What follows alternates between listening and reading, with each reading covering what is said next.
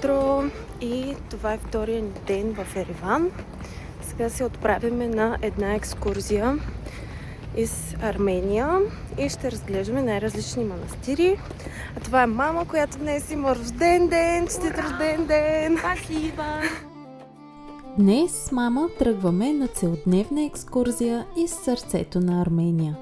Още от първите километри разбираме, че това няма да е просто пътуване, а среща с хилядолетна история. What's the biggest paper money?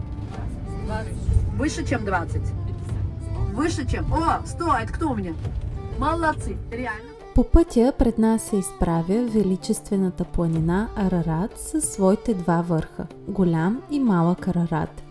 Макар днес да се намира на територията на Турция, Арарат е най-важният национален символ на Армения. Според Библията, именно тук Ной спира ковчега си след потопа. Първата ни спирка е манастирът Хорвираб, разположен съвсем близо до границата с Турция.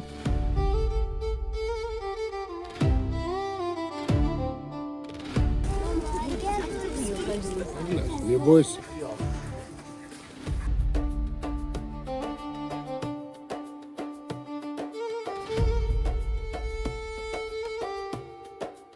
По пътя към манастира видяхме хачкари. Това са традиционни арменски каменни кръстове. Те са уникални за страната и са издялани от камък, с кръст и богати орнаменти. Издигат се в памет на хора, събития или като символ на вяра и закрила. ЮНЕСКО признава хачкарите като нематериално културно наследство.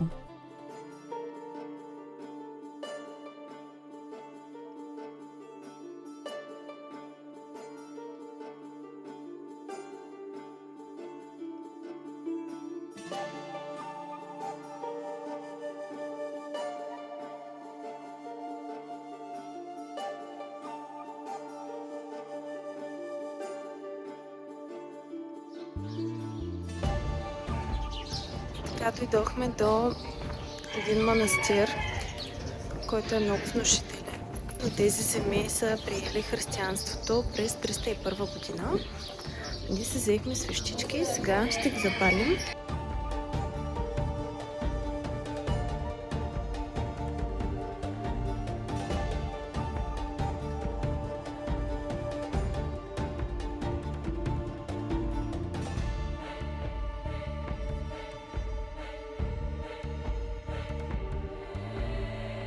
Хорвираб означава дълбока яма.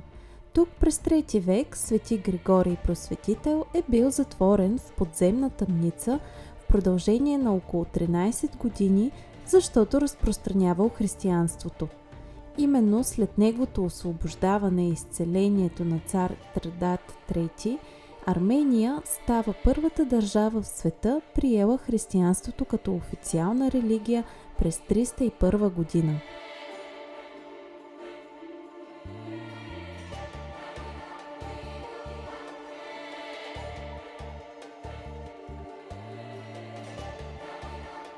Манастирът е разположен сред огромната Араратска равнина, една от най-плодородните и важни области в Армения. Днес районът е известен с лозята и кайсиевите градини, широките полета и невероятната панорама към Арарат.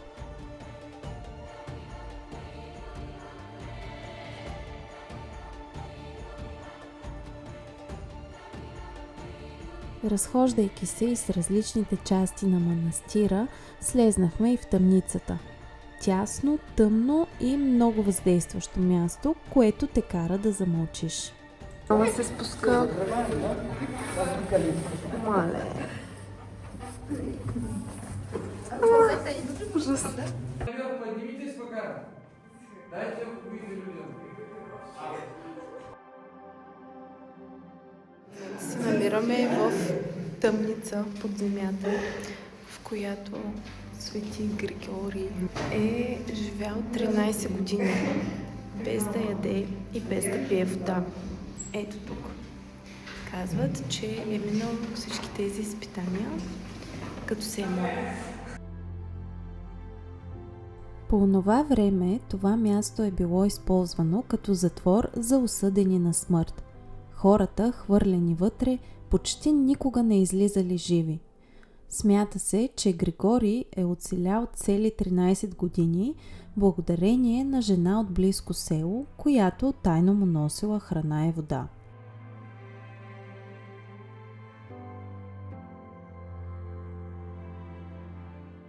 След освобождаването на Григорий и изцелението на цар Тредат III, в днешно време хиляди хора слизат в тази тъмница не само заради историята, а за да почувстват мястото, откъдето започва една огромна промяна за цял народ.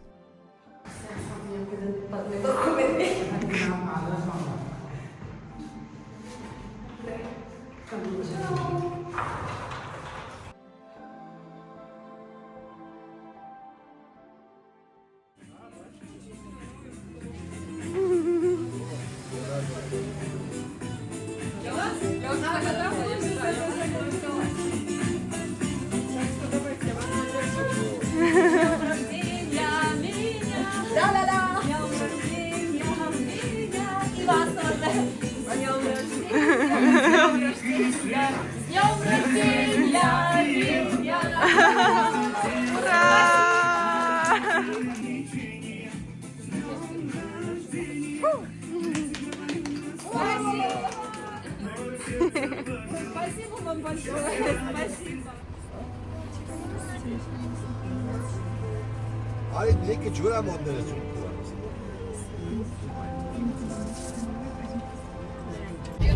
Истински арменски ябълки сега ще ядем. Златна превъзходна, както знаете, това са ми любимите. Арменците са изключително добросърдечен народ и това пролича още с неочакваната изненада, която направиха организаторите на екскурзията в чест рождения ден на мама. Доволни се отправихме към следващата забележителност. Спряхме до язовира Зад. Едно уникално място за почивка с невероятна гледка.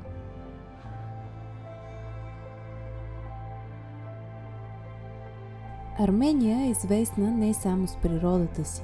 Тя е една от най-древните винени цивилизации в света. Археолозите откриват най-старата известна винарна, датирана от около 4000 години преди новата ера. Виното тук не е просто модерна традиция, а част от хилядолетна култура, затова решихме да я уважим. Здрави! Екскурзоводката ни е супер готина. По пътя първо бяха ябълки, сега спряхме тук насред нищото и ще пием арменско вино, така че много добре върви за сега. Ура!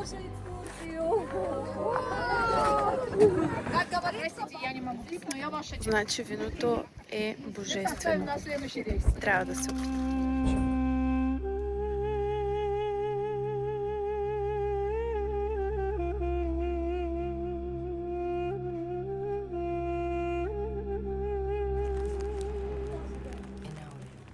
Намираме се на мястото на стар езически храм, който е на 4190 години.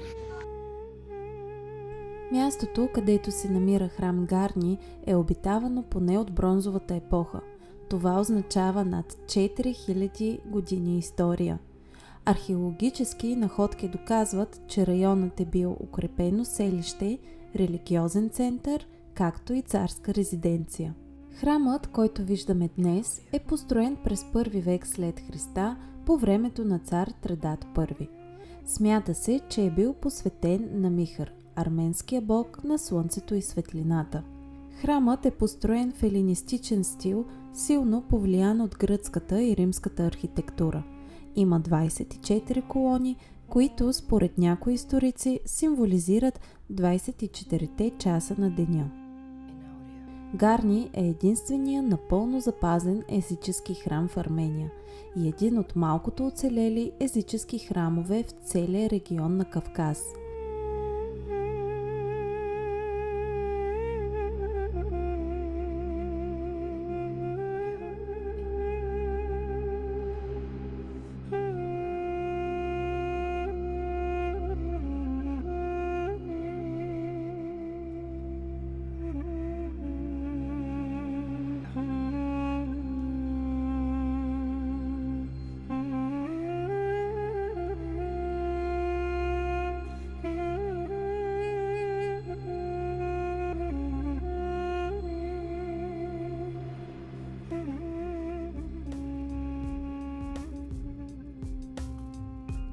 След толкова разходки дойде време и за обяд.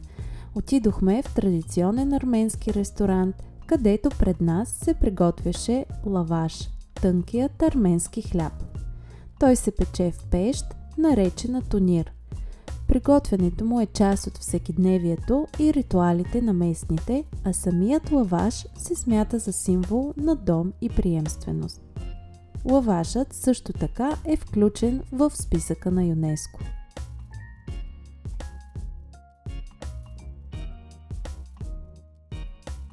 Намирам се на ето това прекрасно място. А ние сега ще пробваме лаваша, който ни приготвиха тези женички. Открывайте. Ну, конечно. Могу попросить. This is for you, please?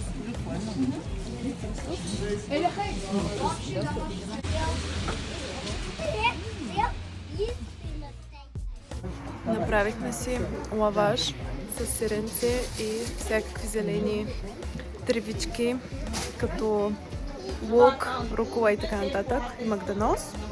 И е много. А сега отиваме да хапнем нещо за обяд. Са ни приготвили. Let's see!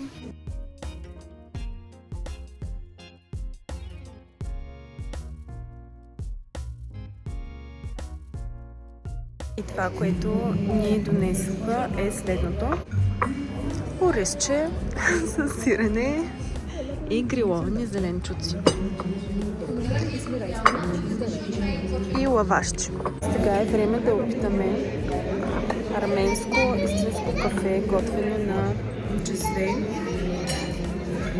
Екскурсоводката ни каза, че по-добре да не ги питаме за добавка за мляко, защото ще ги обидим. Така че имайте предвид, това кафе се пие чисто, най-много с захар.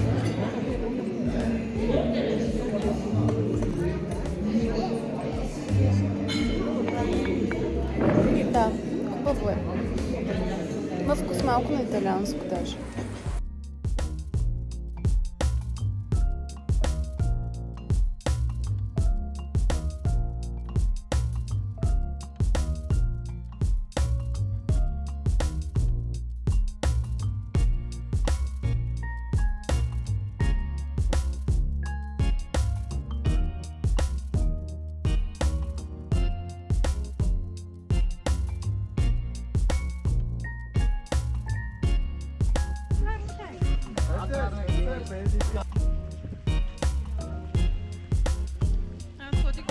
Аз отново ни вали дъжда. Екипирани, дъждобрани. Следващата ни спирка е манастирът Гегард, едно от най-свещените и впечатляващи места в цяла Армения. Историята на Гегард започва още през 4 век, малко след като Армения приема християнството. Първоначално мястото се наричало Айриванг, манастирът на пещерата, защото монасите живеели и се молили в естествените пещери в скалите. По-късно, през 8 век, манастирът е разширен и се превръща в едно от най-важните духовни и културни средища в средновековна Армения. Името Гегард означава копие. Манастирът получава това име заради свещената реликва, която дълго време се е съхранявала тук. Копието, с което според Библията римски войник пробожда Исус Христос при разпятието. Днес реликвата се пази в Ечмиадзин, но именно Гегард прави мястото известно в целия християнски свят. Най-впечатляващото в Гегард е, че голяма част от манастира е буквално изсечена директно в скалата. И когато влезеш вътре, е трудно да повярваш, че всичко това е създадено ръчно преди стотици години. Колоните, стените, арките и молитвените помещения са издялани направо в камъка. На места скалата и архитектурата се сливат толкова естествено, че не можеш да различиш кое е природа и кое е построено от човек. Манастирът е известен с невероятната си акустика. Дори тихо пеене или молитва изпълват цялото пространство.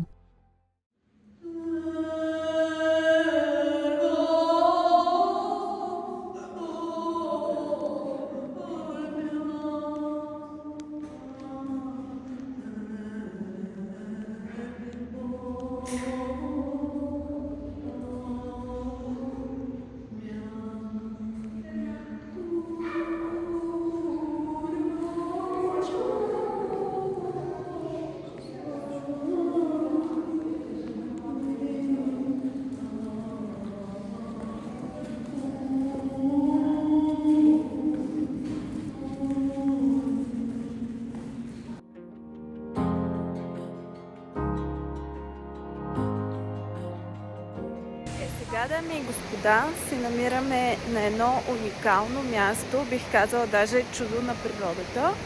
Нарича се Симфонията на камъните и около мен, както виждате, има страшно много такива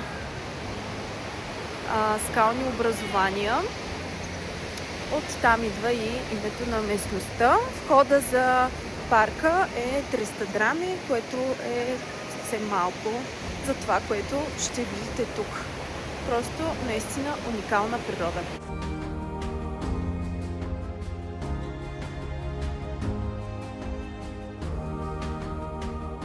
Още щом стигнахме тук, гледката изглеждаше почти нереална. Огромни каменни колони се спускат по скалите като гигантски орган, създаден не от човек, а от самата природа. Тези формации са изградени от базалт. Това е вулканична скала, образувана преди милиони години след изтиването на лава. Когато горещата лава започва да се охлажда, тя се свива и напуква по много специфичен начин, образувайки почти идеални шестоъгълни колони. Именно за това камъните изглеждат толкова геометрично подредени, сякаш са изрязани ръчно. Някои от колоните достигат височина над 50 метра, а формите им толкова много напомнят тръбите на църковен орган, че мястото получава името Симфонията на камъните. Това е един от най-известните примери за така нареченото колонно базалтово образование.